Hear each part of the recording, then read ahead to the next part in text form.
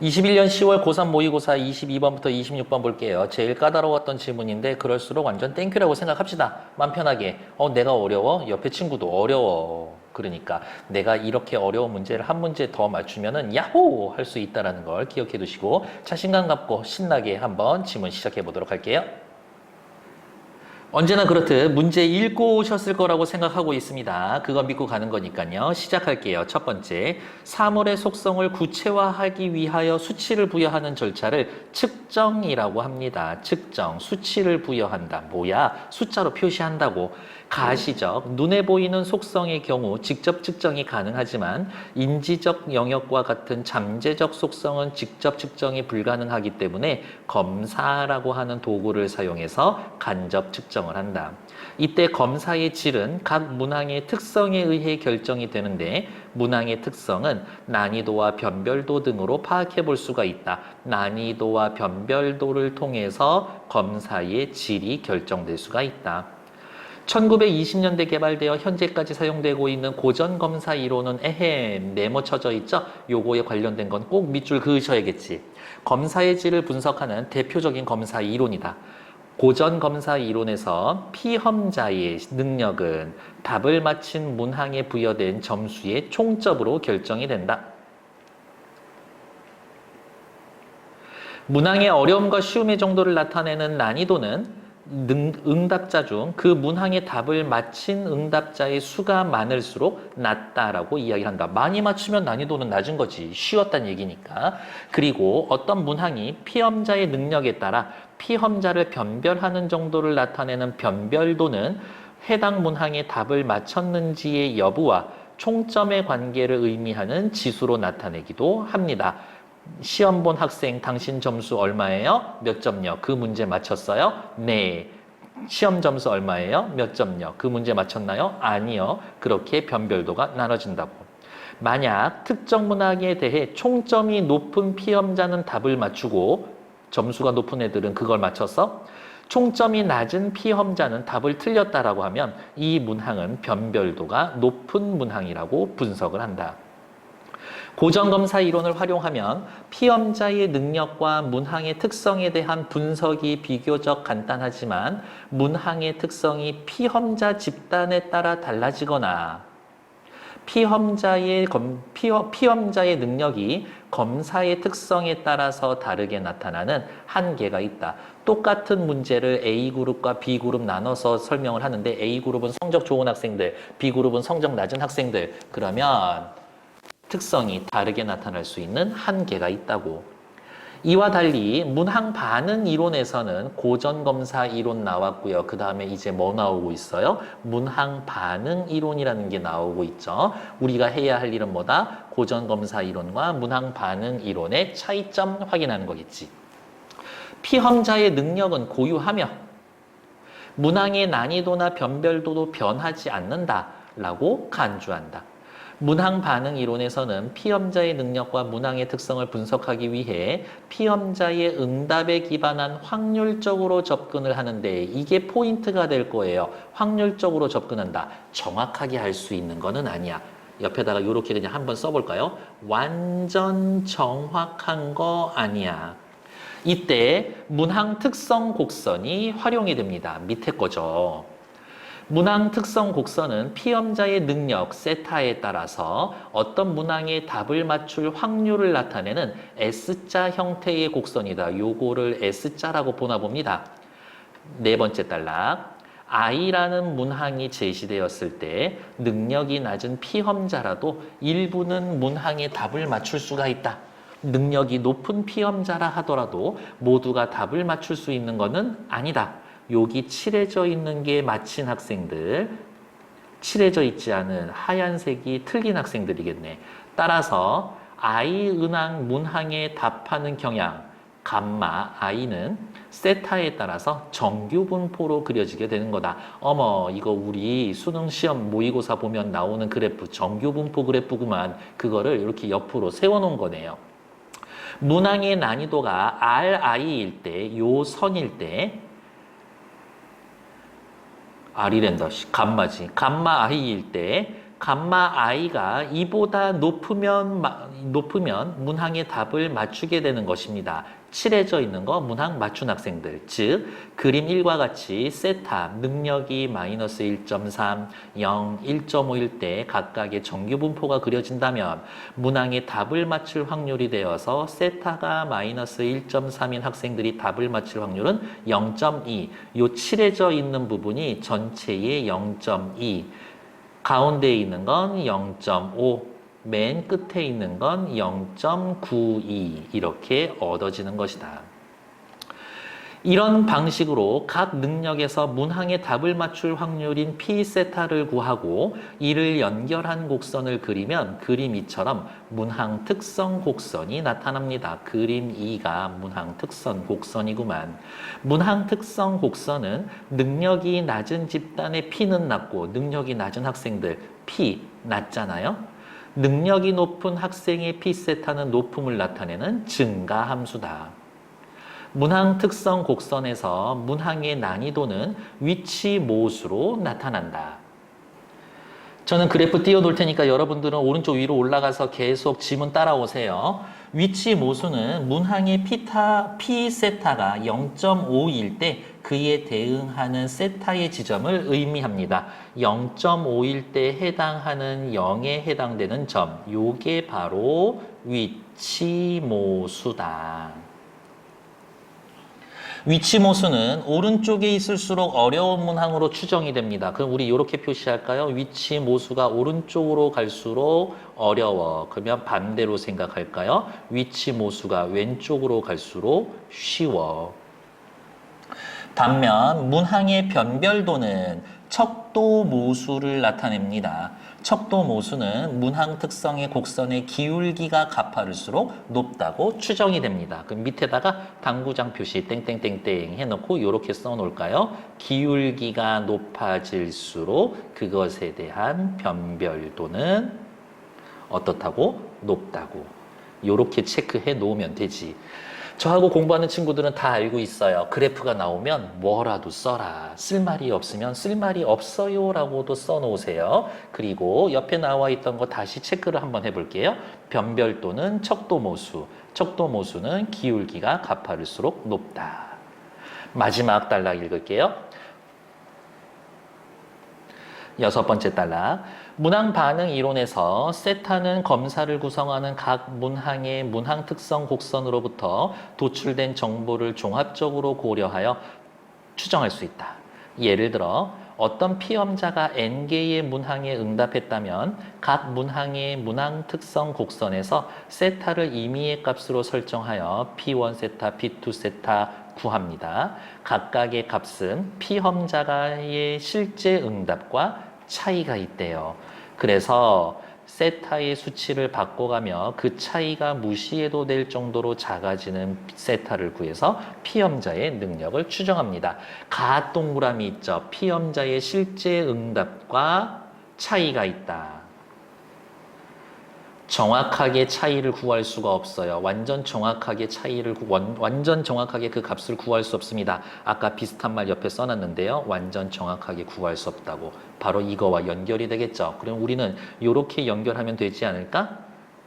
피험자의 실제 응답과 차이가 있어요. 이유는 피험자의 응답에 기반하여 확률적으로 접근하기 때문에. 그러면 가 동그라미 들어가 있는 문제 어디 있는지 한번 살펴보러 갈까요?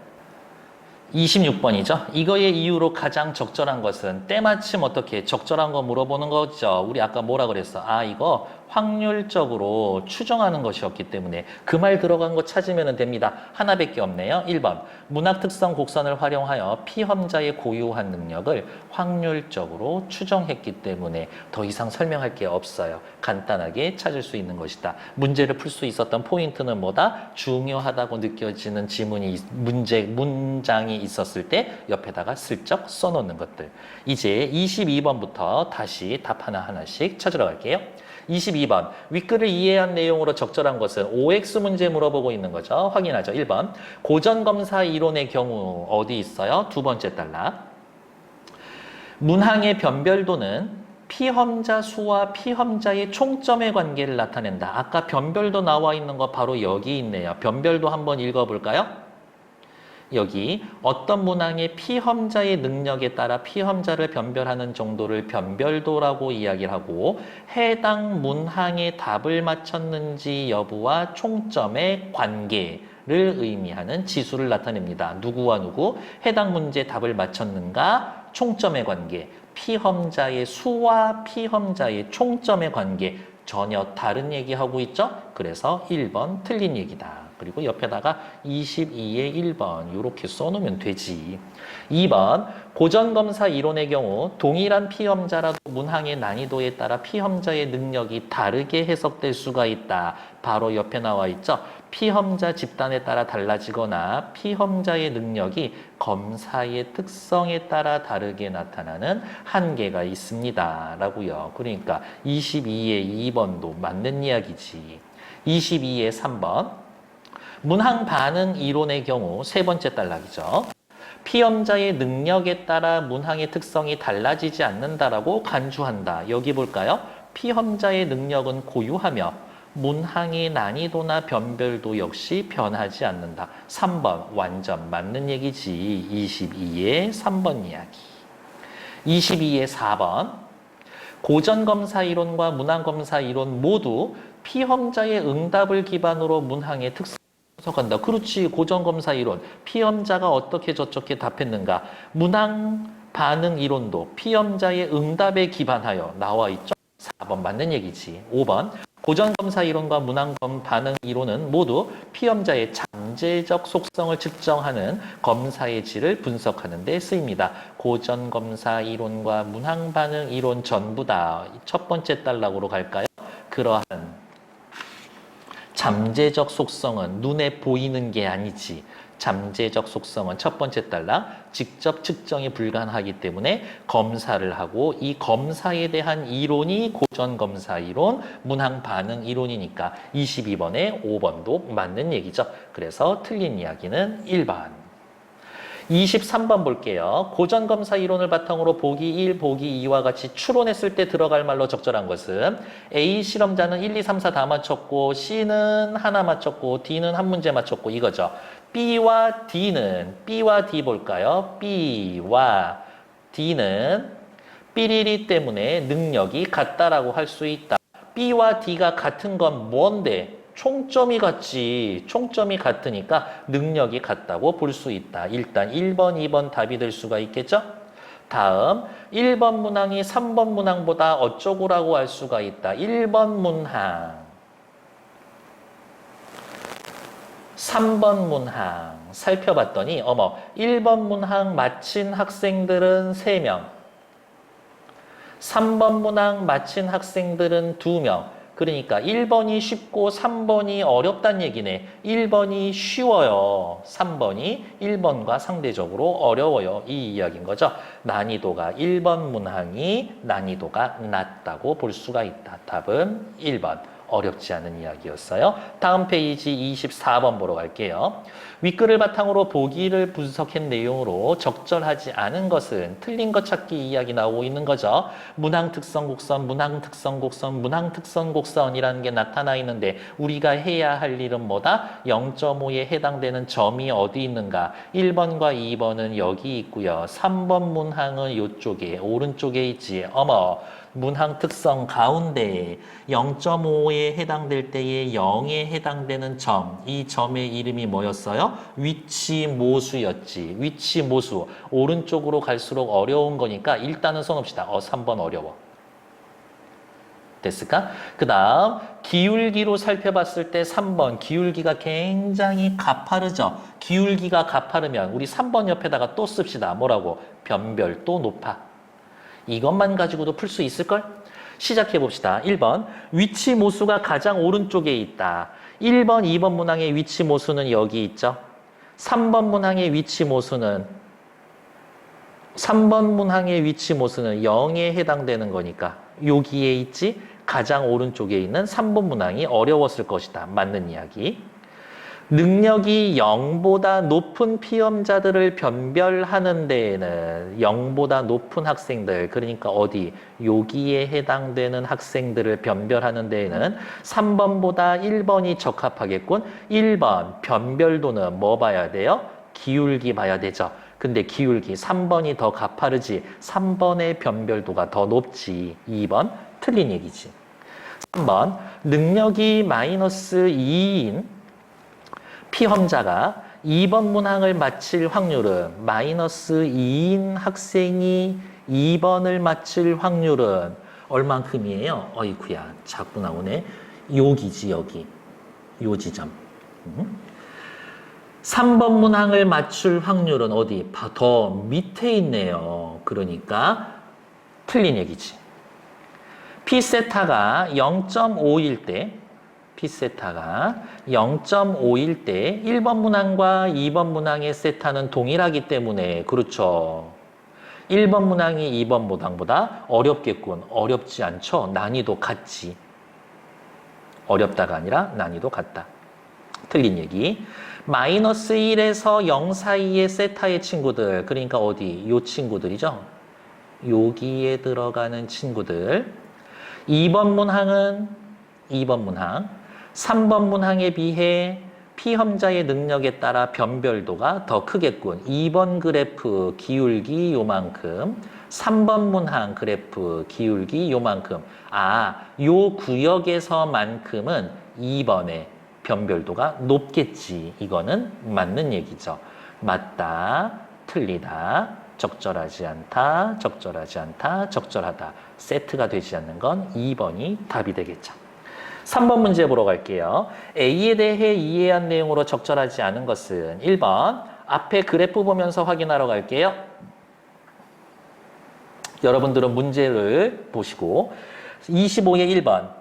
I 문항보다 쉬운 문항이 제시된다면 피험자 능력이 마이너스 1.3인 집단과 피험자 능력이 0인 집단의 답을 맞출 확률은 모두 높아지겠군. 요 그래프를 보시면 되겠죠. 난이도를 낮춥시다. 얼만큼? 이것보다 낮춰. 요만큼으로 낮출까? 그렇게 되면 어떻게? 마이너스 0, 1.3인 학생들 더 요만큼 더 많이 맞추겠죠? 2번 0에 해당되는 친구들도 요만큼 더 많이 맞추겠지. 능력치 1.5인 애들은 틀린 아이들이 하나도 없겠네. 그러니까 25번에 1번 맞는 얘기지. 그 다음 25의 2번 I 문항에 대해 피험자의 능력이 마이너스 1인 집단의 응답 경향을 나타내는 정규 분포에서 감마 i보다 위에 있는 면적은 0.2보다 작겠군. 피험자의 능력이 마이너스 1인 친구들이면 한 요쯤에 오겠죠. 0과 마이너스 1 사이에 오겠지. 이 아이들은 어때요? 정답을 맞출 확률이 0.2와 0.5 사이겠지. 그렇지 않겠어요? 그러니까 25번에 2번 면적이 0.2보다 작겠군. 아니요. 0.2보다 클 거예요. 답을 고쳐볼까요? 25번에 요 정도로 고쳐놓으면 되겠죠? 0.2보다는 크고 0.5보다는 작게 될 것이다. 이렇게 해놓으면 되겠지. 다시 앞에 그래프 돌아와서 3번 I 문항에 대해 피험자의 능력이 1인 집단의 답을 맞출 확률은 피험자 능력이 0인 집단의 답을 확률보다 높겠군. 0, 1.5 사이면은 여기겠지. 1에 해당되는 친구들은 0.5에서 0.92 사이에 오겠지. 그러니까 0보다는 크겠죠. 3번 맞지? 4번 I 문항에서 쉬운 문항이 출제된다면 피험자 능력이 1.5인 집단의 학생이 답을 맞출 확률은 0.92보다 높겠군. 1.5인 아이들이 이것보다 난이도가 낮아져. 예를 들면 얼마큼? 확 낮출까? 이만큼으로 낮출까? 그러면 마이너스 0.1인 학생들은 이만큼 다 답을 맞출 거고 0인 학생들 이만큼 답을 맞출 거고 우와 1.5인 친구들은 전부 다 답 다 맞추겠지. 그러니까 4번 괜찮겠죠. 0.92보다 확실히 높아질 것이다. 25번에 5번 I 문항보다 어려운 문항이 제시된다면 어려운 문항이라고 했으니까 난이도를 한 요쯤 높여볼까요? 한 요만큼으로 높여볼까? 그러면 정답을 맞추는 학생들 수가 줄어들겠지. 피험자 0인 집단이 답을 맞출 확률은 0.5보다 낮아지겠죠. 그렇죠. 아까보다 색깔 칠해진 부분이 작았잖아요. 색깔 칠해진 게 0.5였는데 그것보다 줄어들었으니까 정답을 맞출 확률은 0.5보다 줄어들겠지. 그래서 25번의 답은 2번. 26번은 아까 마무리했었고요. 어려울 것 같았어요 라고 해놓지만 실제적으로 이 지문에서의 확인되는 것들은 뭐 있었다? 용어들 정리하는 것, 고전검사 이론, 문항반응 이론에 관련된 것들, 그 다음 그래프를 이용한 문제, 그 다음 그래프에 무엇이든 써놓으라, 그 다음 중요한 거 위치 모수를 통해서 난이도가 어렵다, 기울기를 통해서 변별도를 구할 수 있었다. 이 정도 문제였었던 것 같아요. 수고하셨고 다시 한번 말씀드리지만 이 지문 나한테 어려운 것 같아? 괜찮아, 걱정하지 마. 왜? 옆에 친구도 어려워. 수고하셨습니다. 다음 지문에서 만나 뵐게요.